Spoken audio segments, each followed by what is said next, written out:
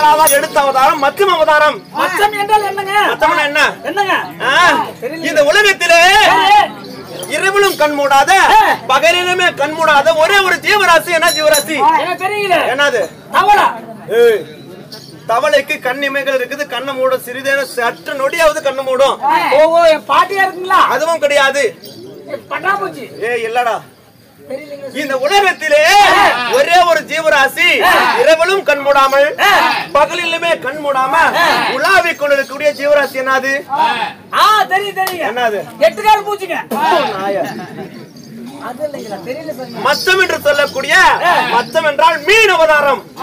நல்லா பாடிட்டீங்க. ஏண்டா சாமி, மச்சம் என்றால் மீன் சொல்றீங்களே, அந்த மீன் ஏன் தூங்காது? என்ன காரணம்? மீன் ஏன் தூங்காதுன்னா நமக்கும் மித்த ஜீவராசி உயிரினங்களுக்கெல்லாம் கண் இமைகள் இருக்குது. கண் இமைங்க. ஆமா. எப்பயுமே கண்ணை மூடனாலும் அது இறந்து விட்டால் கூட மீதம் இருக்கக்கூடிய ஜீவராசி எல்லாம் கண்ணை மூடும். ஆனா மச்சம் என்று சொல்லக்கூடிய மீன் மட்டும் அந்த மீனுக்கு கண் இமைகள் கிடையாது. அந்த மீனுக்கு இமைகள் கிடையாது. அதனால செத்து கருவாடானா கூட அது கண்ணை திறந்துகிட்டே தான் இருக்கும். அப்படி என்பதற்காக நான் மச்சம் என்ற மீன் அவதாரம் எடுத்து கோமுகாசுரனை கொன்று குவித்தேன்.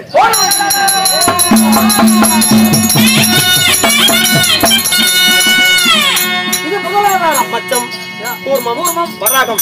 வராகம் என்று சொல்லக்கூடிய பன்றி அவதாரம். அப்படியே பீத்தின்னு இருப்பீங்களே. ஏன்னா இவ்வளவு ஒரு பச்சையா கேக்குற? பண்ணி பீத்தின்னு இல்லைங்களா? பண்ணி பீத்தின்னு இல்லையா? தப்ப தவிர பேசலாம். நான் இந்த உலக மக்களுடைய நன்மைக்காக நான் தின்றேன். எதற்காக பன்றி அவதாரம் எடுத்தேன்? இந்த உலகத்திலே நரகாசுரன் ஒரு அரக்கனாகப்பட்டவன். யார்? நரகாசுரன். நரகாசுரனாகப்பட்டவன் நரகத்தினாலே கோட்டையை கட்டி. நரகம் என்றால் என்னங்க? நரகம் என்றால் மலம்டா. மலம் என்றால் மலத்தினாலே கோட்டை கட்டி அந்த நரகாசுரன் வாழ்ந்து வந்தான். அந்த நரகாசுரனாகப்பட்டவன் இந்த உலகத்தில் இருக்கக்கூடிய பிரம்மதேவனிடத்தில் இருக்கக்கூடிய 4 வேதங்களை திருடி கொண்டு நரகத்தினால் கோட்டை கட்டி நரகாசுரன் வாழ்ந்து வந்தான். 4 வேதம் என்னென்ன வேதம்? ரிக்கி, யஜுர், சாமம், அதர்வணம் என்று சொல்லக்கூடிய 4 வேதங்களையும் முக்காலத்தை அந்த வேதத்தை படிச்சிருந்தா உணர முடியுமா? அப்படி என்பதற்காக அந்த நரகாசுரன் அதை எடுத்துட்டு போய் நரகத்தினால் கோட்டை கட்டி வாழ்ந்து வந்தான் நரகாசுரன். இப்படியே விட்டால் உலகம் அழிந்துவிடும் என்பதற்காக நான் என்னுடைய வலது கையில் இருக்கக்கூடிய சுதர்சன சக்கரத்துடன் துணையுடன் பன்றியாக ரூபத்தை மாற்றி, பன்றிக்கு பாத்தீங்கன்னா வாய் வட்டமா இருக்கும். வாய் வட்டம் சக்கரமா இருக்கு. ஆமா, அது என்னுடைய வலது கையில இருக்கக்கூடிய சுதர்சன சக்கரத்தை அந்த நரகள் எல்லாம் இப்படி தள்ளி விடுறதுக்காக பன்றி அவதாரம் எடுத்து அந்த நரகாசுரனை குவித்து இந்த தமிழக மக்களுக்கு எல்லாமே தீபாவளி என்ற திருநாளை நான் உருவாக்கி வைத்தேன்.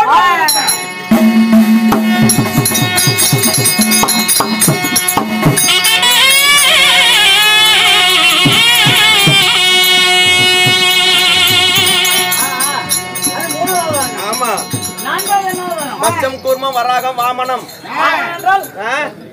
வாமனம் அவதாரம். அடுத்தது 5வது என்ன அவதாரம்? மனித உடல் மட்டும், மனித உடலாக தலை மட்டும் சிங்க வடிவிலே நரசிம்ம அவதாரம் எடுத்து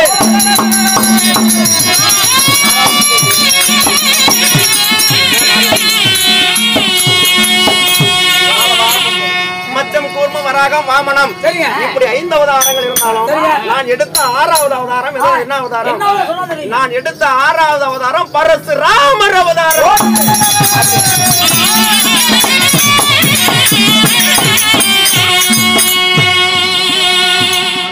பரசுராமர் அவதாரம் எடுத்தீங்களே, எதற்காக எடுத்தீங்க? என்ன காரணங்க? பரசுராமர் அவதாரம் எதற்காக எடுத்தேன்? மாரியம்மன் பேரை சொன்ன குழுந்து மன்னா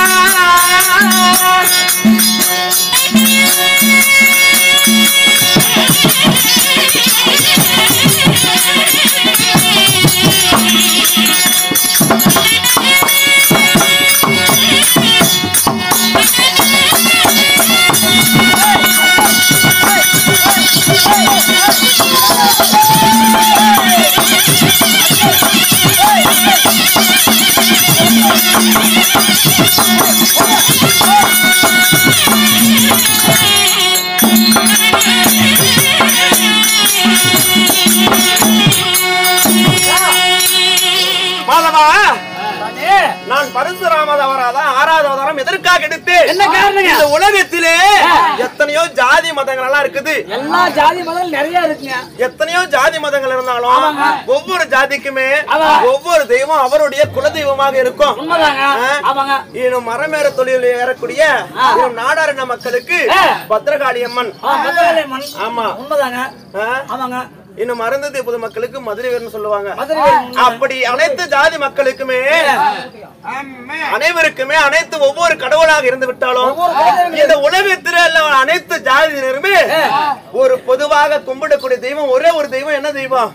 என்ன தெய்வம் சாமி? எனக்கே தெரியாதுங்களே. என்ன தெய்வம்? இந்த உலகத்திலே அனைத்து இன மக்களுமே எந்த ஒரு குறையும் இல்லாமல் படிக்கு கும்பிடக்கூடிய ஒரே ஒரு தெய்வம் மாரி அம்மன் அவதாரம்.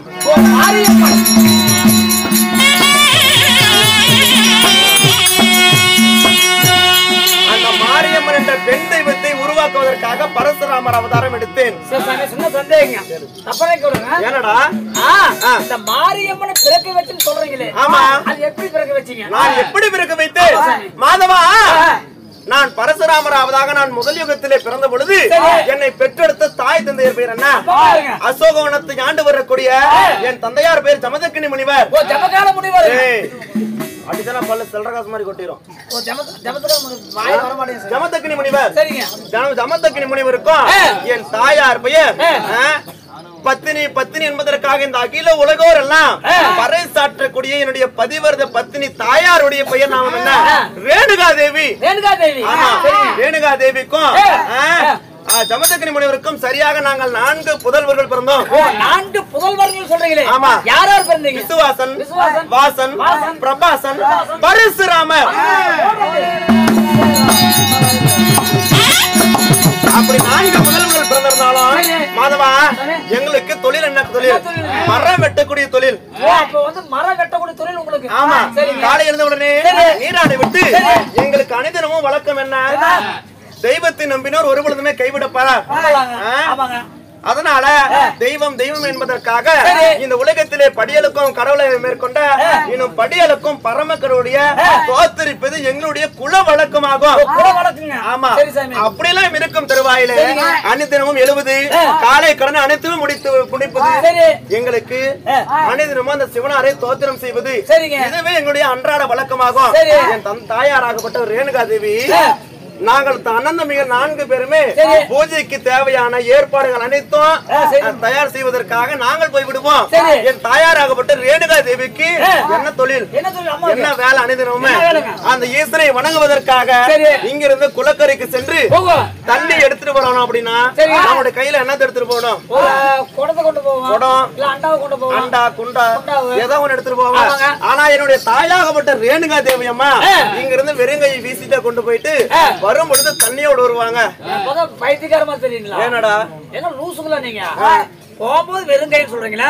வரும்போது தண்ணீரோட வரங்கள் எப்படி? அது எப்படி தெரியுமா? என் தாயாராகப்பட்ட ரேணுகா தேவியுடைய பத்தினி தன்மையினால அங்க ஆற்றிற்கு சென்று ஆற்று மணலெல்லாம் அள்ளி ஒரு கைப்பிடியாக பிடித்தால் போதும் அதுவே என்னுடைய தாயாருடைய பத்தினி தன்மையினால் ஒரு மண் பாண்டமாக ஆகிவிடுமா? ஆமா.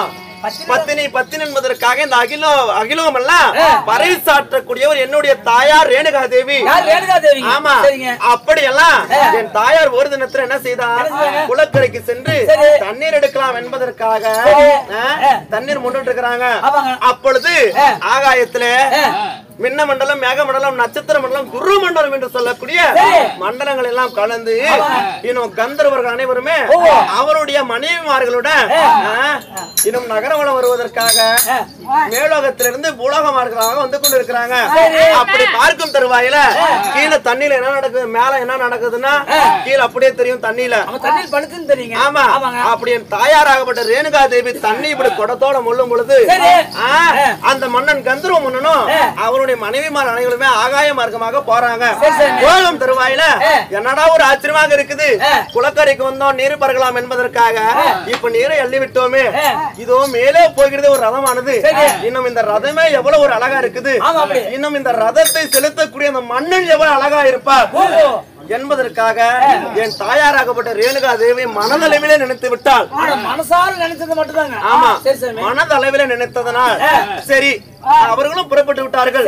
பூஜைக்கு காலதாமதமாகி கொண்டு இருக்குது. இந்த தண்ணீர் எடுத்து புறப்படுவோம் என்பதற்காக அந்த உருவாக்கி வைத்த மண்பாண்டத்தை என் தாயாராகப்பட்டவர் எடுக்கும் தருவாயிலே அது மண்பாண்டம் எல்லாம் மீண்டும் மண்ணாக கரைந்து விட்டது.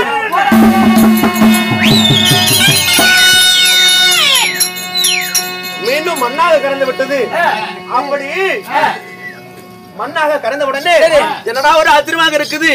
எப்படியுமே இப்ப இல்ல, ஆனா இன்றைக்கு மட்டும் புதுவிதமாக பானையானது மண்ணாக மறுபடியும் மீனாக ஆகிவிட்டது என்பதற்காக அழுது புலம்பிக் கொண்டு என் தந்தையாராகப்பட்ட சமந்தமிக்கிற முனிவர் இடத்துல என் தாயார் வராங்க. அப்ப என் அப்பா கேக்குறாங்க, ரேணுகா அனைத்திலுமே தண்ணீர் எடுப்பதற்காக நீ குளக்கரைக்கு போவாய். நீ தண்ணீர் எடுப்பதற்காக குளக்கரைக்கு போய் வெகு நேரம் ஆகிவிட்டது, ஏன் நீ தண்ணீரோட வரவில்லை என்பதற்காக சொல்லிடுறாங்க. அப்பொழுது என் தந்தையாராகப்பட்டவர் என் தந்தையார் முக்காலத்தையும் உணர்ந்தவர். எல்லா விஷயம் தெரியும். ஆமா, ஞான திருஷ்டியால் பார்க்கிறார். இதோ நம்முடைய மனைவியாகப்பட்ட ரேணுகா தேவி அங்கு என்ன செய்து கொண்டிருப்பாள் தண்ணீர் எடுக்காம என்பதற்காக ஞான திருஷ்டினால் ஜமதக்கினி முனிவராகப்பட்டவர் பார்த்தார்.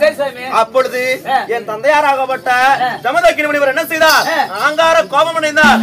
கண்ணே ரேணுகா, இதனால் வரலாக இந்த உலகத்திலே ரேணுகா தேவி தான் ஒரு பத்தினி தெய்வம் என்பதற்காக இந்த அகிலம் உள்ள உலகம் எல்லாம் பறைசாட்டி கொண்டிருந்தது. இப்பொழுது இந்த பத்தினி தன்மையை நீ அடைந்து விட்டாய். இதற்கு மேலாக இந்த உலகத்திலே ஒரு நொடியனும் வாழ்வதற்கு உனக்கு தகுதி கிடையாது என்பதற்காக என் தந்தையாராகப்பட்ட சமந்தக்கினி முனிவர் நாங்கள் மரம் வெட்டக்கூடிய கோடாடி வைத்திருப்போம். அந்த கோடாடி எடுத்து என் தாயாராகப்பட்ட ரேணுகா தேவியை வெட்டுவதற்காக புறப்பட்டார்.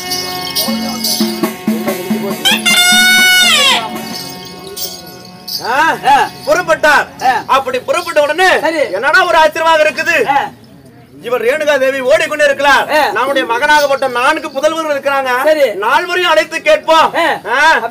தாயாராகப்பட்ட பத்தினி தன்மை இழந்து விட்டார், உன் தாயாரை வெட்டி வீழ்த்து விட்டு கொண்டுட்டு வாங்கலாம் என்பதற்காக என் தந்தையாராகப்பட்டவர் என் அண்ணன்மார்கள் இடத்துல விசுவாசன், பிரபாசன், வாசன் என்று சொல்லக்கூடிய 3 இடத்துல சொல்றாங்க, அப்பா தாயில் சிறந்ததோர் கோயிலும் இல்லை, தந்தை சொல் மிக்கதோர் மந்திரம் இல்லைன்னு சொல்லி என்னை அவ்வளவு ஒரு சீரும் சிறப்புமா வளர்த்தி வந்தாங்க. என்னுடைய தாயார் பெற்றெடுத்த தாயை 6வது ஒரு மகன் கொள்ளுவானா என்பதற்காக என் அண்ணன்மார்கள் 3 பேருமே என்னால் ஒரு பொழுதும் கொல்ல முடியாது என்பதற்காக 3 பேருமே சொல்லிட்டாங்க. அப்பொழுது என் தந்தையாராகப்பட்டவர் எங்க அப்பா ஒண்ணு இருக்குது, கொடுத்தால் வரம் இட்டால் சாபம். கொடுத்தால் வரம் இட்டால் சாபம். ஆமா, அப்படி இருக்கும் திருவாயில என் தந்தையாராகப்பட்ட 3 பேருக்குமே சாபத்தை கொடுத்திருக்கிறார். அப்படி என்ன சாபத்தை கொடுத்தார்? நீ ஒரு நெருப்பாக போ, நீ ஒரு நீராக போ, நீ ஒரு மண்ணாக போ என்பதற்காக 3 பேருக்கும் சாபத்தை கொடுத்து விட்டார். அப்பொழுது 4வதாக மகனாகப்பட்ட பரசுராமர் இருக்கிறான், அவனை அழைத்து கேட்போம் என்பதற்காக என் தந்தையாராகப்பட்ட சமதக்கினி முனிவரை அழைக்கிறார். மகனே, உன் தாயாராகப்பட்ட ரேணுகா தேவியாகப்பட்டவர் இவ்விடத்துல இந்த உலகத்திலே பத்தினி என்பதற்காக நிலைநாட்டி கொண்டிருந்தார். அவள் இன்று முதலாக அந்த பத்தினி தன்மையை இழந்து விட்டார். இப்படியே இருந்து விட்டார், இந்த உலகம் எதுக்கு வேணாம் போய்விடும் என்பதற்காக என் தந்தையாராகப்பட்டவர் இடத்துல என் தந்தையார் பரசுராமர் இடத்துல சொல்றாங்க, அப்பா நீங்கள் சொன்ன வார்த்தை என்னுடைய சிரம் மேற்கொண்டு இப்பொழுது என் தாயாரா இல்ல இந்த பரசுராமரா என்பதற்காக பார்த்து விட்டு வருகிறேன் என்பதற்காக அந்த பரசுராமராகப்பட்டவர் என் தாயாராகப்பட்ட ரேணுகா தேவி துரத்தி சென்று, ஆமா துரத்தி அங்க போகும் தருவாயில அங்க யாகாளி பெண்ணுங்களா? ஆமா, துரிதம் இருப்பாங்களா அவங்க அந்த இடத்துல இருக்கிறாங்க. அப்படி இருக்கும் தருவாயில அவர்களிடத்துல என் தாயாராகப்பட்ட ரேணுகா தேவி அடைக்கலமா போய் புகுந்துக்கிறாங்க. அடைக்கலமா போறாங்க. ஆமா, பெற்றெடுத்த மகனே என்னை வெட்டுவதற்காக வரான், என்னை சற்றேனும் மறைத்துக் கொள்ளுங்கள் என்பதற்காக அந்த ரேணுகா தேவி அம்மா அந்த யாகாளி தாய் இடத்துல சொல்றாங்க. அப்பொழுது அந்த யாகாளி பொண்ணு அந்த இடத்துல இருந்தாங்களவா, பரசுராமராக இருந்த நான் அப்பொழுது பார்த்து என் தாயார் இங்கேதான் இருக்கவேன் என்பதற்காக அந்த ரேணுகா தேவிய பின்னாடி எங்க அம்மா ஒளிஞ்சிட்டு இருக்கிறார். ரேணுகா தேவி ஆங்கார கோமடத்தை பரசுராமர் இருந்த நான் என்ன செய்தேன், எடுத்தேன் கரமதி வாளி, இருவருடைய தலையை வெட்டி வீழ்த்தினேன்.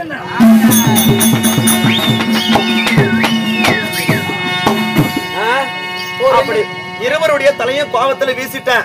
என் தந்தையார் இடத்த ஜமதக்கினி ஒரு இடத்துல மீண்டும் திரும்பி வந்தேன். அப்பா நீங்கள் சொன்ன பிரகாரமாக என் தாயாராகப்பட்ட ரேணுகா தேவியோட சிரத்தை எடுத்து விட்டு அப்படி என்பதற்காக சொன்ன உடனே எங்க அப்பா என்ன சொல்றாரு, மகனே பரசுராமா, புறப்படும் தாயாருடைய சிரத்தையும் தலையை மட்டும் எடுத்துருவா என்பதற்காக சொன்னார். புறப்பட்டு அந்த யாகாளி இடத்துல வெட்டினல்ல, அங்க போய் பார்த்தா எங்க அம்மாவோட முகம்னு தெரியல, அந்த யாகாளி பெண்ணுடைய முகம்னு தெரியல. மகனே, பெற்றெடுத்த தாயோட ரேணுகாவை கொண்டுட்டு வர சொன்னா, நீ மாற்ற யாரையோ ஒருத்தரை கொண்டுட்டு என் இடத்துல அந்த தாயை விட்டு இடத்துல பொய் பேசுகிறாய் என்பதற்காக என் தந்தையார் ஜமதக்கின் முனிவர் சொன்னார். அப்பா காலத்தாம் செய்வனா, புறப்படுங்கள், நம்ம அங்கேயே போவோம்னு சொல்லி எங்க அப்பாவை அழைத்து கொண்டு அங்க போனேன். போகும் தருவாயில அந்த இடத்துல 2 தலை 2 உடலையும் வெட்டி வீழ்த்தினேன் அல்லவா. அப்பா பாருங்கள், நீங்கள் சொன்ன பிரகாரமாக அந்த தாயாருடைய சிரத்தை வெட்டி விட்டேன் என்பதற்காக சொன்ன உடனே என் தாயாருடைய தந்தையார் என்ன செய்தார் ஜமதக்கினி முனிவர், அப்பா நீங்கள் சொன்ன பிரகாரமாக நான் கொன்று குளித்து விட்டு எனக்கு நீங்கள் ஒரு வரம் தர வேண்டும்.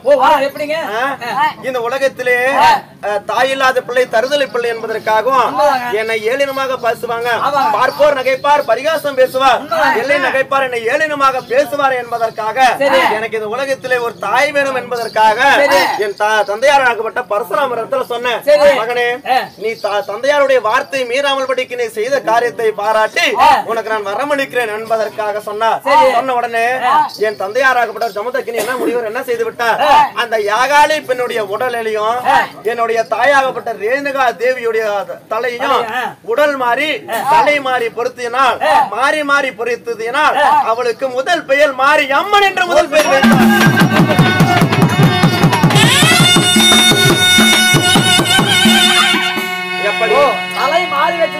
தலை மாறி உடல் மாறி பொருத்தியதனால் முதல் பெயர் மாறி அம்மன் என்று வைத்தாங்க. அந்த யாகாளி பெண்ணுடைய தலையையும் எங்க அம்மாவுடைய உடலையும் இப்படி மாற்றி மாற்றி பொருத்தியதுனா அவங்க யாரு, யாகாளி. அதனால அந்த பெண்ணுக்கு உயிர் கொடுத்து யாகாளி காளி அம்மன் என்று பெயர் வைத்தார்கள். யாகாளி அம்மன் அப்படிலாம் இருந்தாலும் நான் எடுத்த பரசுராமர் அவதாரம் எதற்காக எடுத்து மச்சம் கூர்மம் வராகம் வாமனம் நரசிம்மம் பரசு ராமர் அவதாரம், அடுத்து 7வது அவதாரம் ராமர் அவதாரம், 8வது பலராமர் அவதாரம், 9வது இந்த ஸ்ரீமந்த கண்ணன் அவதாரம், நான் 10வது அவதாரம் எடுக்கக்கூடிய அவதாரமும் கல்கி அவதாரம். கல்கி அவதாரம் எடுத்தால் என்னுடைய வலது கையிலே வாளாயுதம் பிடித்து நான் வெள்ளை குதிரை ஏறி வடக்கு திசையிலே சென்றால் என்னுடைய பின்பு இந்த உலகமே அழிந்து அத்துடன் இந்த உலக பிரபஞ்சமே அதோடு முடிவிட்டது. ஆனால் ஒன்று, இன்றைக்கு நான் கனசபைக்கு வருவதற்கான காரணம் என்ன, என் மனைவியாகப்பட்ட லட்சுமி அதிவிரைவாக நான் பார்க்க வேண்டும். அதனால மன்னன் அழைத்தேன் என்பதற்காக லட்சுமி அழைத்துக் கொண்டு வா.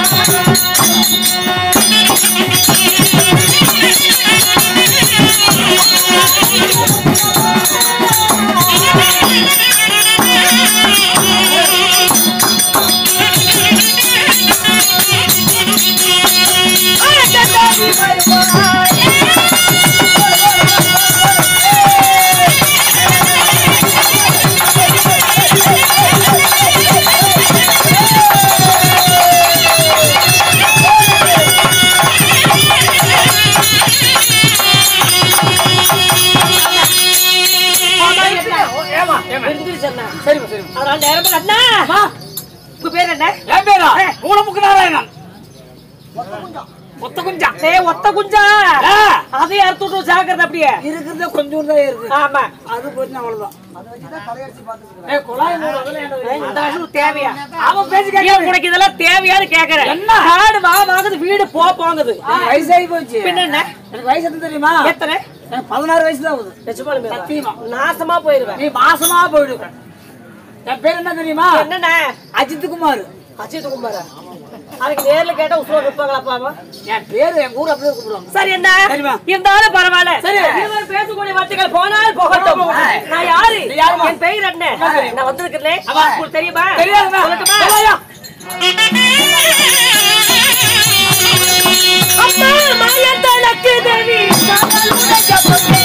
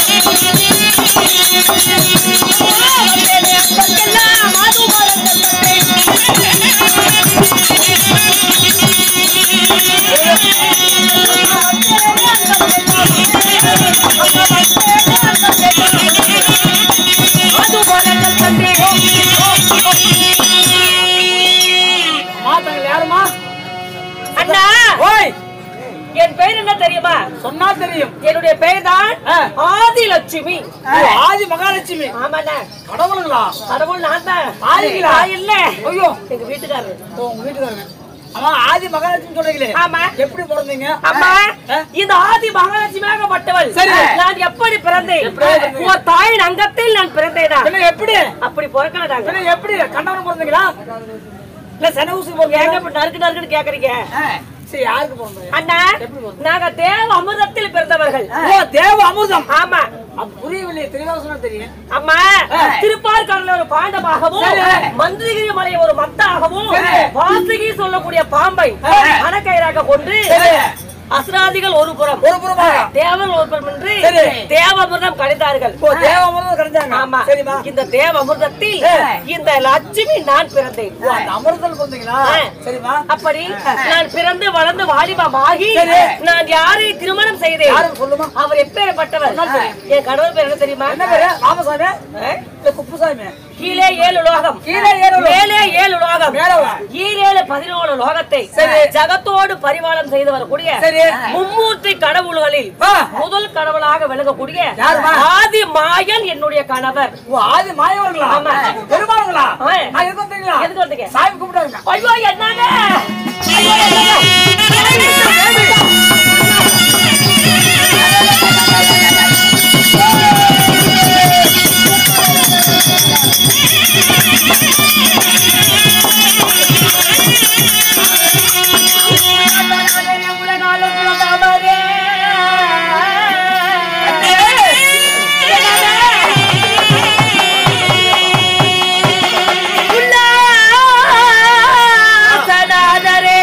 உலகம் போற்று முத்தமரே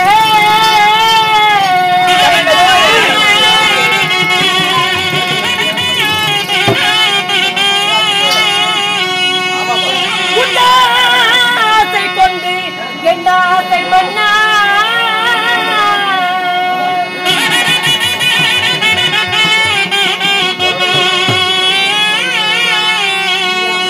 மலையேறி மனவாடினேன் மன்னவா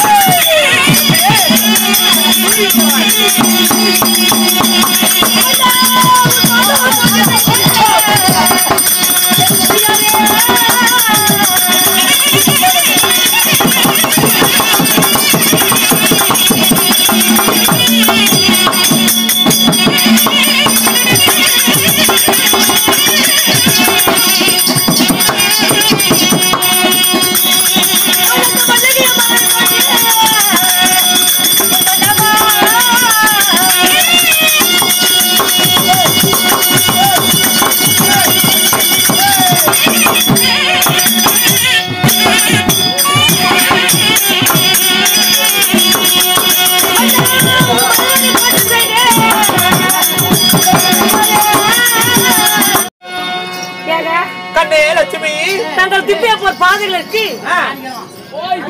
போயிட்டு வந்து தங்கள் பாதத்திற்கு வந்தனங்கள் செய்தேன் சுவாமி. கண்ணே அண்ணா என் பாதம் மனிதபடியான எப்படி வாழ வேண்டும் தெரியுமா? எப்படி கேட்கணும்?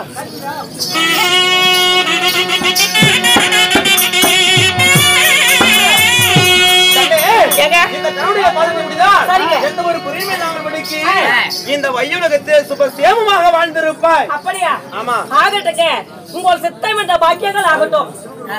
சரிங்க. அதனால நாம உண்மையில சத்தியம் படுத்திருப்போம். ஆகட்டுங்க, வாங்க போலாம். அறிவர்கள் சபையர்களே, இந்த கதை இப்படி இருக்க இன்னும் படியலுக்கும் தொழிலை மேற்கொண்ட பரம கடவுள் சிவபெருமான் சபை தருவார்.